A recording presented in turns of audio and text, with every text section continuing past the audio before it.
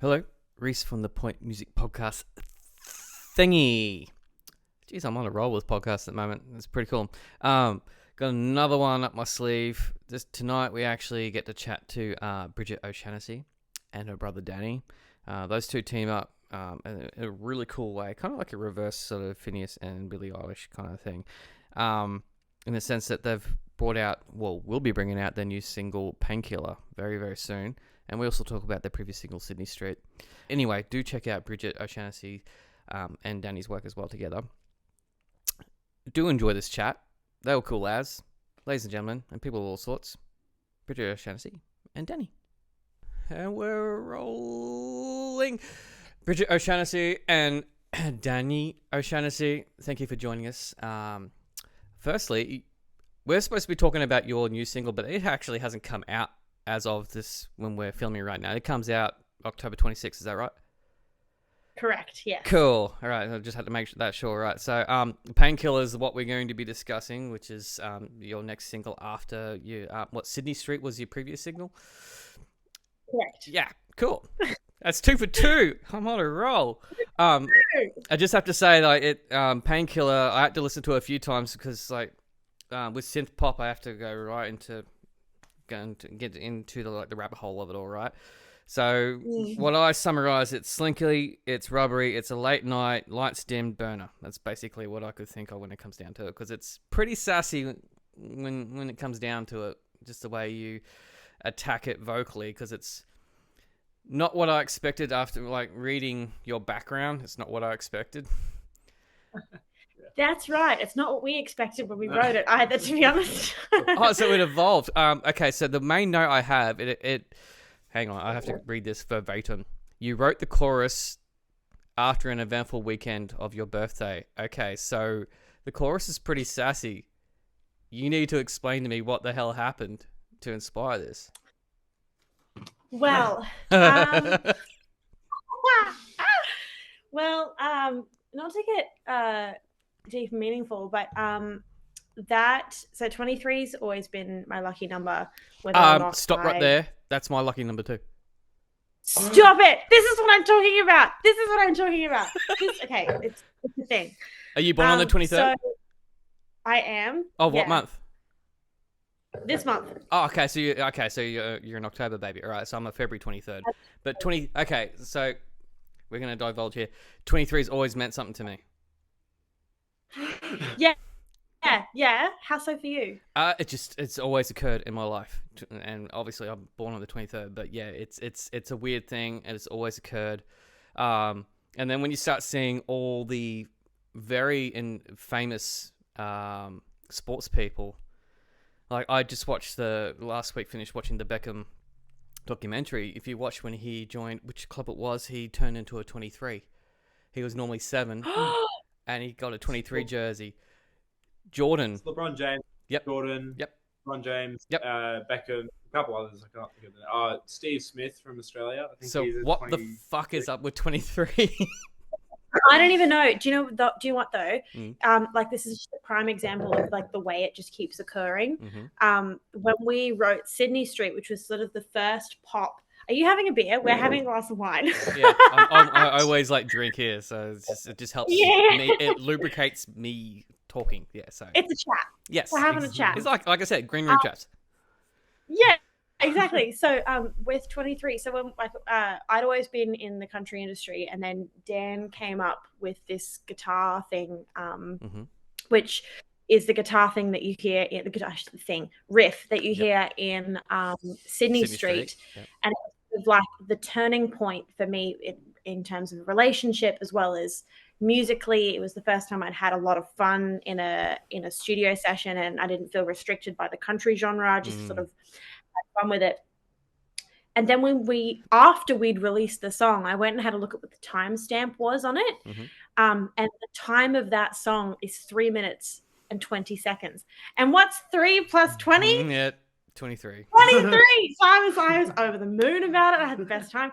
Plus we won a really cool award with that one, which was nice. So, what award did you win with that one? We won a Cube Effect Development Award. I did see that. Yep, cool. Because you are Brisbane based. Sorry, I forgot to mention that. Yep. Yeah, Brizzy.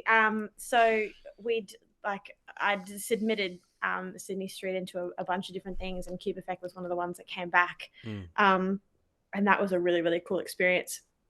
Made some really cool connections with that. And so, yeah, 23 just keeps popping up. So when I turned 23 last year, it just so happened that I think it was on like a Friday or a Saturday. It was like a weekend day. Maybe it was a Sunday. I don't know. But anyway, I just spent the entire weekend on an absolute rampage, just like party, having the best time. Because I was like, it's 23. It's the one. And I just had like a wild weekend. But at the end of it all, I'd come back and I live by myself. And you'd sort of like close the door after the end of the night and you'd go, okay, well, I've just spent this entire weekend being so extroverted and now I'm here by myself. It was just sort of like this weird juxtaposition. And it's sort of the loneliness of adulthood sort of just smacked me in the face. And I was like, oh, man, this is it. It's sort of, we said we weren't going to talk about Taylor Swift, but I'll bring her up real quick. Go for it. She's got this, she's got this fantastic. She's got a hold on you, man. Oh, she does. She's got me gripped. She's got this fantastic song called You're on Your Own, Kid. And it's just this very sad song. And then she's about being totally by yourself in life. Doesn't matter what kind of relationships, they'll come and go. But you are on your own in the end. And she sort of flips it right at the end and says, you're on your own, kid, but you've got this. You can take this. And it's sort of like this weird realization that I'd had turning 23. And that's kind of what the song's about. See, I had a completely opposite experience turning 23. Really? I was already a dad by the age of 22, so I was. Oh, wow. Yeah, so I was not. That's huge. I was not partying, I can tell you that now. However, I'm 44 now, turning 45 in 5 months' time, but I'll wait another year. What's 23 times 2? 64. No, 46. Yeah, no. 46. Don't age me that much, bro. Wow. Cheers to being musicians. Yes. Not very good at math. Yeah. I was so confident. I know. You delivered that with just so much. Yeah. Straight from the diaphragm.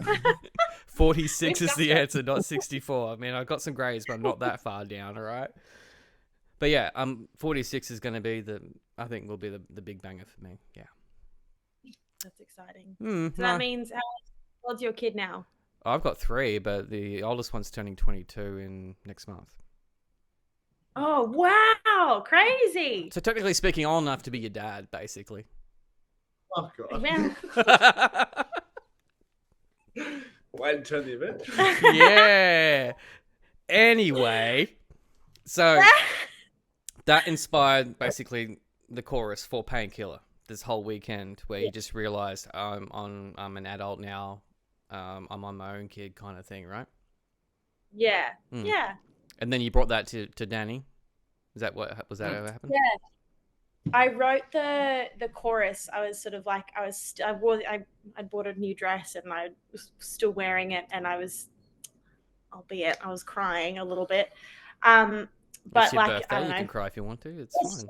Exactly, and I did, and and I was sort of like, I was over the breakfast table just like scrawling out these lyrics, and just to be really literal, I've really wanted to rhyme the words bitter with something. I liked the sort of like, if you rhyme bitter with words, it's sort of this a nice little rhythm that sort of automatically happens. Yeah. And so I literally wrote down, I've got the lyrics in front of me now. Thank God your charisma and your sleight of hand shimmer withers bitter pain away, away, away. And I've got the page back at home. And it's quite like literally that exact phrase and the rest of it as well. That's just like exactly how it is in the song right now. And I took that to Dan. I think it was like a couple of months later. I can't remember now. But I said I want a bass line. I want there to be a solid bass line. So we came up with a couple of things. Originally, it was a very sort of monotone bass line, and I said no, I want something a little bit more bouncy, robbery, a bit more movement in it. And then Dan came up with what we've got now. And I thought, that's it, that's the one. And the rest, it was one of those moments where it just happened. It was like, there was nothing to it. Okay, meet Kenny Rogers. He's very camera shy. Please tell me it's a cat. It is cat, yeah. But yeah, it kind of just happened. It was one of those moments where it just came out the way it is. Just so you know, if my cat happens to walk down the staircase, he'll probably just go, oh. Edward comes down the stairs every now and then. It depends if he wants to come down. But it's, just good old Eddie. Yeah. Okay, so you had all that. Did you? Because you're coming from a country background, so do you nut this out on guitar before you actually sort of decide no, or is it just how'd you organically sort of build it? So I'll write songs all kinds of different ways. I'm sort of starting to learn to play the piano a little bit. I've had lessons since I was like a tiny little kid, but I can't quite like. No, you're better off just mucking around with it. That's best. That's I what can most people stumble do. with it. Yeah, but that's where the beautiful accidents happen, is when you stumble with it and you come up with some weird shit that is not within the rules of piano playing, right? That's right. That's right. So I like sometimes I'll plonk around on a piano and I'll write something, and then other times I'll come up with an entire song on guitar. And this time it was just lyrics. I didn't have a melody to it. I didn't have anything. I just wrote a poem, and a lot of songs that I write with Dan come out that way. I'll nut out lyrics and I'll just scrawl on a page like some mad woman, and and take it to, and Dan will come up with some beat, and I'll go through my notes and beat, and it's just like, okay, well, this feels like this kind of song, and then we'll just like put it together that way. Yep. This was one of those times where I was like scrolling like a mad woman. It's called a word vomit. A lot of people actually. Yeah. That's how it felt. Yep. Okay, so the partnership that you two have you worked, apart from Sydney Street, have you worked previously? In Sydney Street was the first one. Okay. Oh yeah, first one. Yeah. That was the first official one. Yep. Dan's a bit of a prodigy. Some of us have to work for what except we've for got. math, clearly. Yeah, except for bless him. We don't. Cute. We don't. So we had. I remember being like 14 or 15 or 16 or something like that, and we were sitting around the dinner table at Mum and Dad's house, and I was known as the musical one in the family, and I'd go around and do all the, thanks, Mum, for topping up the wine. Mum does catering. Mum's on catering. So Thanks, Mum. I remember sitting around the dinner table, and thanks, Mum, courtesy of Mum. And Dan goes, oh, everybody, I gave the piano a go today, and I've come up with something. Can I show you guys? And I just remember Dan sitting down at this upright piano next to the dinner table and playing Queen. It was Queen. Dun, dun, dun, dun, dun, Bohemian Rhapsody in full. And I thought, I've been giving this a go 4 years, and you give piano a go in one afternoon. You've got Danny. Did you learn by ear? So yes and no. So I kind of knew the first dun, dun, dun, dun, dun, dun, but I didn't quite understand the chord voicings at that point because I didn't know much about piano. Right. So I just went on YouTube and learned the rest of it. Old YouTube. Just it's on YouTube. But the rest of it was kind of just came to ear, and so I just play around kind of with the how do I say it? I like to mess around with the rhythm of it. So sometimes I'll chuck in like maybe a blues or a gospel way of playing it, or maybe change up the bass line and make it a walking bass or like something like that. And that's actually how I came up with Painkiller. But at least the how it's sort of structured and whatnot with Painkiller. But yeah, so learning about ear, but also a bit of YouTube tutorials. So okay, so just a personal question, Danny, are you the younger one? Yes, I'm 18. Yes. Okay, so you two actually have a similar relationship. Do you know Sahara Beck? Oh, yeah. I went to the same school as Sahara Beck. I think so just the JMC? Yeah. No, not JMC. I went to MIC. Ah, yep. Yeah, Similar sort of thing. Anyway, her brother Ocean has a very similar sort of thing. He's actually like an insanely good prodigy. Like, I don't know him personally, but I know of him. Yeah. Ocean is scarily good, man. Even Sahar will just go, man, holy crap, he scares me. Like how good he actually is. Yeah. So that's a very Keeps me very going. similar like a parallel like you guys have with those two. But I was also saying like you have got a bit of a reverse sort of Phineas and Billie Eilish thing, but we won't worry about that. Well, I just want to say that. Not bragging, Yeah. but It's not a bad thing. Phineas is a freaking genius, man, and Billy's great too. So anyway, have you lost me or you got me? Oh, lost audio. Uh-oh. Oh, got me You've now. done this before. Yay! Got it. Tech Yeah, flying. You left me hanging for a second there. oh, bang. Woo! Okay. So we've talked about how Painkiller came to be. So now in the studio, though, how did this process like evolve? You want to start, Bridge? Well, it was summer of, I want to say 2019 or 2020 or something. And The Painkiller or City Street? wait, the first one, We'll skip Sydney Street. We'll go to Painkiller since this is the one that's coming out. Painkiller. Okay. Yeah. Oh, yeah. Okay. This is a good story, actually. Is it? Yeah. You tell it. Oh, Okay. please divulge. So it would have been July, maybe a bit earlier, June. When we were at Painkiller? Yeah. March. March? Would have said March. Again, the math March comes into play with Danny. Good work. That's just being stupid. So March one afternoon, and it's Monday afternoon. I know that for a fact because Bridget and I have scheduled Mondays. Anyway, my Monday afternoon, and Bridget and I are sitting, and I typically do like for my own projects and stuff. I do like alternative hip hop kind of thing. So BPM wise, it's like 90 to 140. Okay. And then so as we're sitting there, at that point I was starting to learn house. So house music, 128, sort of that BPM. Yep. So I was messing around with this bass line that you can hear in the song, and at that it was at 128 previously. So I thought, how about we mix house and hip hop, bring it back to 92, which is what it's at, and see what that goes. So I kept the sort of the 4 on the floor kick pattern, and Bridget was in love with it. So we came up with that first draft in one night, not even 4 hours. We had a full song. Yeah. I would say, yeah. It's just one of those ones that just happen. Yeah. Same as Sydney Street, though. It kind of happened afternoon, and so we came up with it. We did it. We ran it through, recorded it. We were,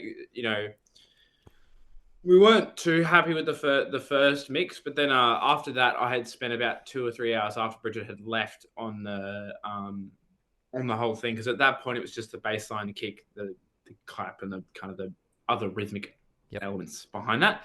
Then I added some percussion elements and some different, more bouncier feel and some side chaining on top of that. There's some like cool bits where Dan's put like keys dropping in the. Oh yeah, That's so cool. When you layer it in. Yeah. So I had all these. I kind of mixed the I would say the drum feel of house, but then also just brought it back to a bit of a hip hop feel. So in turn, it's an alternative house hip hop song with some airy vocals. So try telling Spotify that. Like that's just yeah. You just go pop. It's the easiest thing to do. So at that point, so I'd done that first mix, which Bridget and I were mediocre with, but we had a song, so we were like, okay, we'll run with it. And then so I spent 2 or 3 hours, and I added some cool percussion elements to it, like Foley stuff, and had kind of mixed it in. Bridget sent it Bridget that next day or that night. She listened to it the next day, and we ran with it. She was in love with it, so we just kept building off that and building, and we ended up with the product we have. So and I through the process I added some different. Bridget loves side chaining because just loves the feel of side chaining, which is kick to chord to kick to bass, kick to whatever, to get that bouncy feel. Yep. And so I added some synth chords in there, which are subtly added as a sort of ear candy element, and we ran with that. That was so what really drove the song in the end. Basically, yeah. So basically for the non-nerdy people out there that don't pay attention to mixing in music, sidechaining, basically, if you sidechain the bass to a kick drum, it makes the kick stand out more, drops the bass at the same time when the kick comes through. Correct? cuts volume. Yeah. Yeah. So you got to remember, a lot of people don't know what sidechaining is. It took me a long time to realize what that was until I had to learn how to mix my own shit. That's my non-math more producer side coming through. It is a very good trick, and that's a reason why a lot of sort of like pop songs or hip hop and that sort of really stands out to you, because of the element of sidechaining. And anyway, continue, Danny. So that's all right. That's a good point. I forgot to point that out. So we got that more bouncy feel, and then Bridget and I were happy with it. We also added a little bit of a I would say vox lead, so vocal lead at the top, which you can kind of hear in the background. And we didn't like the arrangement of it, so we switched it around and ended up loving it, because it's very kind of early Justin Bieber.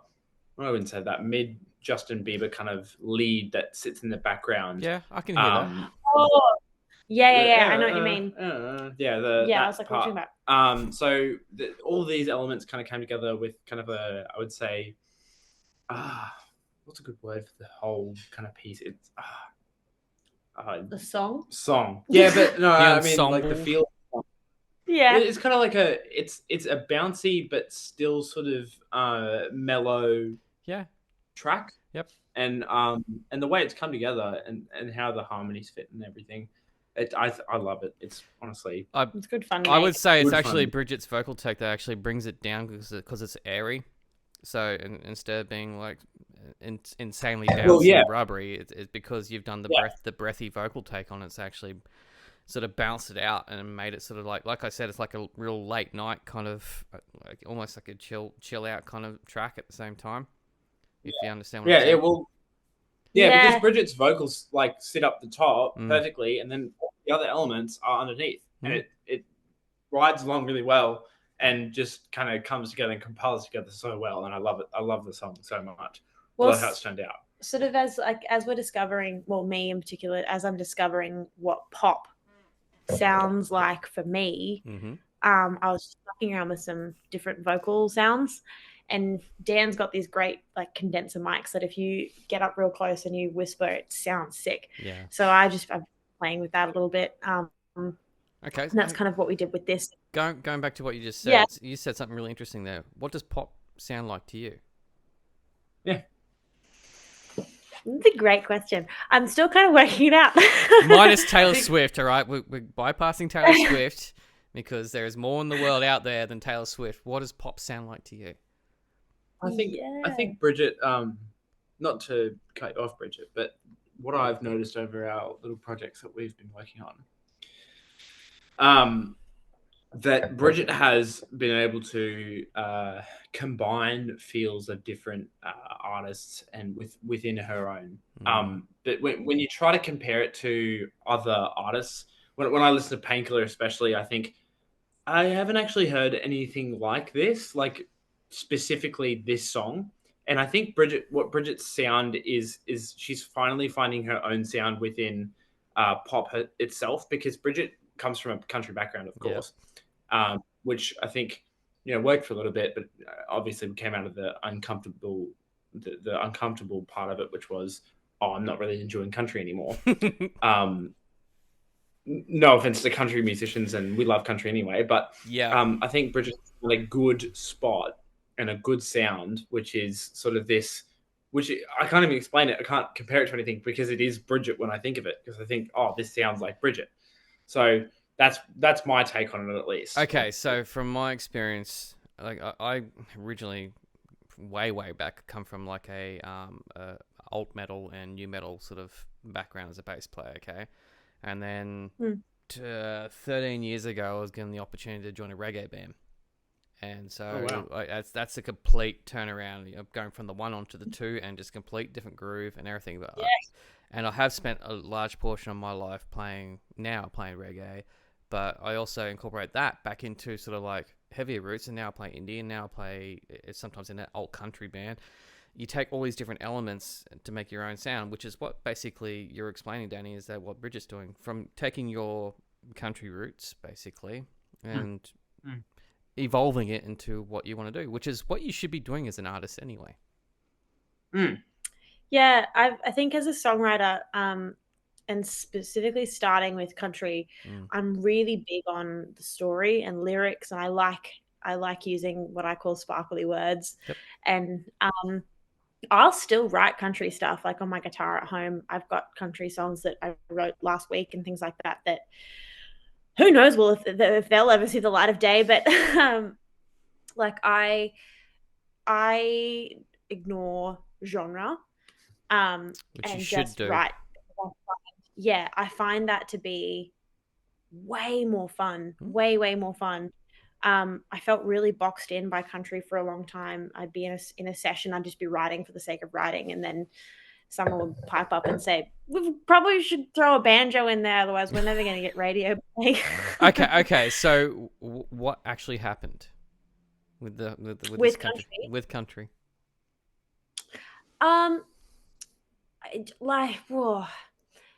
A lot, but then at the same time, not a lot. It's a funny one. I think like I grew up with it, and we still listen to it, and I still love, like, my cat's named Patsy Cline, like And got Kenny mum's Rogers. cat's name.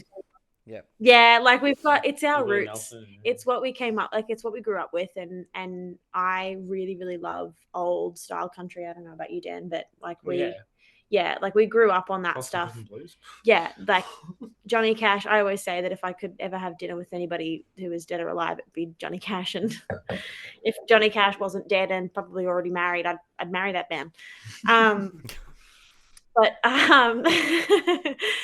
But it just kind of, it got to a point where it wasn't me. It felt like I was forcing something. Yeah. And getting in a session with Dan and writing Sydney Street was the first time I just felt like I wasn't boxed in by anything. Well, I think that's where Bridget and I. Oh, sorry. Oh, well, yeah, like I just didn't feel like I was boxed in by anything. And I genuinely enjoyed the writing process and love singing that song. Like singing that song at the Powerhouse like a year later was just the coolest thing. I think where Bridget and I fit in well is the same thing for me. I don't typically. Well, where I started making like shitty garage band lo-fi beats and hip hop beats for hip hop beats for Eshays in Ipswich and whatnot. That's a genre on Spotify there right now. Yeah, but we don't listen to that clearly. No, bro, I live in Caboolture, so like I know plenty. Yeah, Caboolture! Where Bridget and I met in the middle, which was a good middle, which was the fact that I can incorporate elements into said songs and fit well into Bridget's sort of new persona that she's finding. And I think especially with Sydney Street, which we went in the direction of kind of almost disco synth pop, but I was still able to incorporate elements that I had learned at the time, which was, kick on 1 and 3 and whatnot, and how we kind of combined our own sort of elements from each genre, which I think is the most interesting thing about music. I talk about it all the time. The genre now compared to 50 years ago genre is kind of an obsolete term, and that we've all come together to work together in this new age of internet and connection. So the word genre doesn't even exist, but I'm going off track. Yep. But where Bridget and I fit well is the fact that we can combine these two elements and make art out of it. So, for example, Sydney Street is a disco pop / you could compare it to hip hop with the types of drums it uses and the basses and where the drum lines hit, and how Bridget actually kind of almost melodically raps over the verses, but in Painkiller as well. But the beauty of it is Bridget and I can find this combination and make something new that maybe someone has never heard before. So I love it, and I think Bridget and I work really well in that case. And keep it going. Good team. Hey, make it happen. Like, keep going. Was what I'm basically saying. We do need to wrap things up pretty quickly, but I do have a question because this was an interesting little side note about the Fashion Week thing. Oh yeah. Yeah. You bet Jimmy Choo. Yeah. That was a funny one, and I'll try and tell it quickly. Don't laugh. It was bad. I was young and dumb and I had no idea what was going on, quite literally. Pretty much what happened was back in the day I was asked to do London Fashion Weeks, then a couple others as well. And essentially I would just sing on the catwalk while the models did their bit. Oh, so you did a Taylor thing during like Victoria's Secret thing? Yeah. And I kind of had no idea what I was doing at the time. I look back on it. Who let me do that? Anyway, London Fashion Week. I remember Dad and I was 16 at the time, so Dad had to take me everywhere I went. And we were sitting on Portobello Road and talking about a bunch of things, and then we get an email from the designer, and his name is Jeff Garner. So Jeff sent us an email saying, "Can Bridget be ready by 4:00 to go to a show? She's got to sit front row with me in one of my dresses and whatever." And I was like, "God, it's 3:45 and I'm nowhere near home and I'm in jeans, so yes." Anyway, I sprinted back to where we were staying. Dad paid the bill back at the cafe that we were sitting at, and I'm sprinting back and I throw on a dress, tie my hair up, and just like totally spur of the moment. And I get in a cab, and then I sit front row at this like London Fashion Week. It was just like, I should not have been there. I don't know. Anyway, I'm sitting next to this lady named Lucy, and then I'm next to Jeff, the designer that I was traveling with. And he goes, "Right, well, that's done. We've finished that show. We're going to go off to an after party." And I remember we got in a black cab. We showed up at this door, and it was kind of like this door, and he did like this special knock thing, and then this like slot opens up and someone goes password, and he's like, and then they open the door and we walk up like all these stairs, and we open to this like after party up on this like London rooftop somewhere, and there's like everybody's wearing robes and like jewelry, and like everybody's getting their hair done and their nails done, and I'm like, what am I doing here? 16. The next thing is we're back in another cab at another party, and I'm like, I'm not even allowed to drink here. Like, what's going on? Anyway, back of the cab, and I'll skip to the bit because we're running out of time. Yeah. And essentially, the designer's in the back of the cab going, "It's such a headache, Bridge. I'm going to need you to step up. This guy likes chatting, and you're going to have to." And I'm like, "I'm bred to talk. Like, I'll be fine. What have we got?" And this guy, the designer, Jeff, goes, "All right, his name's Jimmy. He works in shoes. Go for gold."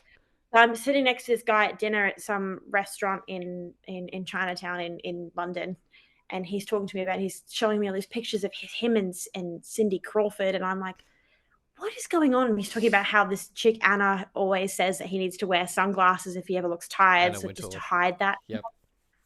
What are you on about? He gets me singing on his Instagram. Anyway, we shake hands. The designer goes, "Bridge, do you want to get a photo with Jimmy?" And I'm like, "No, my iPod's kind of full on storage, but I'll get them off you later, Jeff. Like, it's fine." Anyway, we're arm in arm going back to the hotel, and Dad meets up and he goes, "How's your night, Bridge?" And I'm like, "Yeah, good. I had dinner and I'm fed, so I'm all good."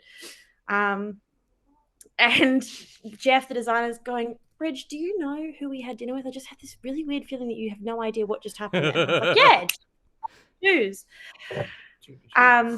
And Jeff goes, "Bridge, have a look at his business card," because I got his business card for some reason. And I'm like, "Jimmy Choo. Oh, isn't that like the shoe brand?" And Jeff, the designer, goes, "Bridge, he is the shoe brand." And I was like, I wouldn't shut up about it for the rest of the night. You had a Zoolander moment, man. So that's very cool.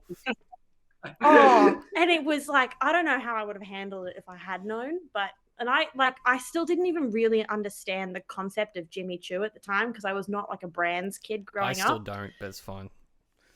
Yeah, but I look around like David Jones now, and I'm like, Jimmy Choo, I've met that man. And on that note, we're gonna have to wrap it up because like Zoom's telling me to hurry up. Yeah, Painkiller is a killer song, pardon the pun, but it will come out on October 26th. So yeah, I'll organise something special for you guys because you guys are cool. Everyone Oh, else, stop it. this is Bridget O'Shaughnessy and Danny as well. You guys just hang along quickly, and I'll have a quick debrief for everyone else. Adios. Okay, that was a pretty cool story to end on. The whole we talked a little bit later, a little bit more after that about the whole Jimmy Choo sort of incident. That was pretty cool. Big shout out to Bridget and Danny O'Shaughnessy for jumping on this podcast. And do check out Painkiller when it drops, October 26th. If you're watching this podcast or listening to this podcast after that date, it'll be below. If not, if you're listening before it's released, just go follow Bridget on Spotify. And you should basically be alerted when Painkiller comes out. More up my sleeve soon. Yeah, I've been rolling out these podcasts of late, so that's pretty cool. It's also very tiring, but I enjoy every chat. Thank you for listening and supporting the podcast. And thank you for supporting local music, live music, Australian music, all sorts of music. You guys are legends.